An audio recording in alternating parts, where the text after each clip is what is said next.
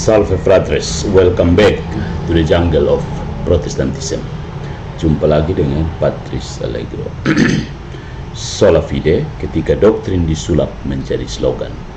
Ada satu hal yang sangat menarik dari beberapa saudara kita yang mengaku kembali ke iman mula-mula. Mereka gemar berbicara seolah-olah mereka lah yang paling setia pada kitab suci. Namun ironisnya justru mereka yang menyelipkan istilah yang tidak pernah muncul dalam kitab suci, yakni sola fide, hanya oleh iman. Lucunya, satu-satunya tempat dalam Alkitab di mana frase bukan hanya oleh iman muncul adalah dalam surat Rasul Yakobus bab 2 ayat 24. Aneh, bukan? Kitab suci yang katanya jadi satu-satunya otoritas mereka malah menyajikan penyangkalan langsung terhadap slogan mereka sendiri. Mungkin ini yang disebut teologi satu ayat dan banyak tafsir. Nah, apakah iman tidak membutuhkan kasih?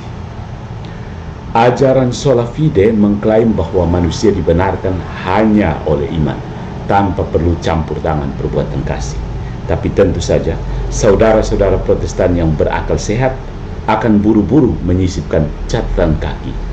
Kami percaya perbuatan itu penting sebagai buah iman.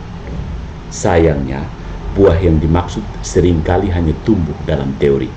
Doktrin ini akhirnya menjadikan kasih dan ketaatan hanya sebagai opsional moralitas, bukan bagian integral dari pembenaran.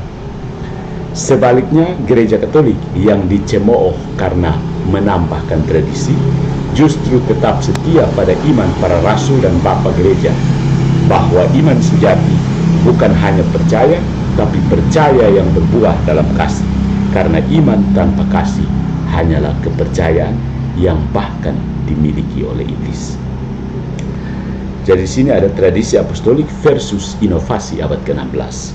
Ketika Martin Luther mencetuskan sola fide, itu bukan pemulihan doktrin lama, melainkan inovasi teologis di abad ke-16 yang dibungkus dengan jargon Alkitabiah.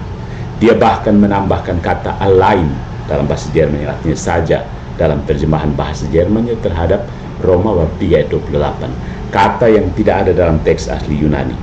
Dalam dunia akademik ini disebut manipulasi teks. Dalam dunia iman itu bisa disebut kesesatan. Ya, para bapak gereja, mereka yang hidup lebih dekat dengan para rasul, tidak satupun yang mengajarkan bahwa iman saja cukup tanpa partisipasi aktif dalam kasih dan sakramen. Tapi entah bagaimana, Luther dan pengikutnya merasa lebih paham dari Ignatius dari Antioquia atau Agustinus dari Hippo. Ya, jadi sola fide adalah ilusi keselamatan instan.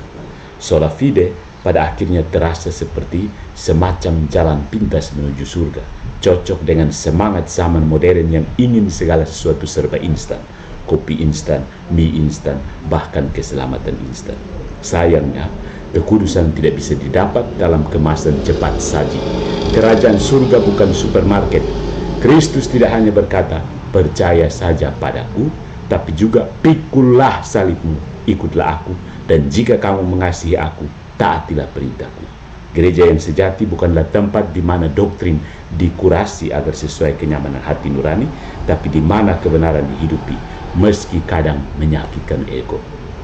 Maka sola fide mungkin cocok sebagai slogan, tapi sebagai doktrin Kristen sejati, ia lebih cocok masuk museum ide-ide pasca reformasi, bukan aturan kebenaran iman Katolik yang hidup dan menyelamatkan. Good job, Protestantisme.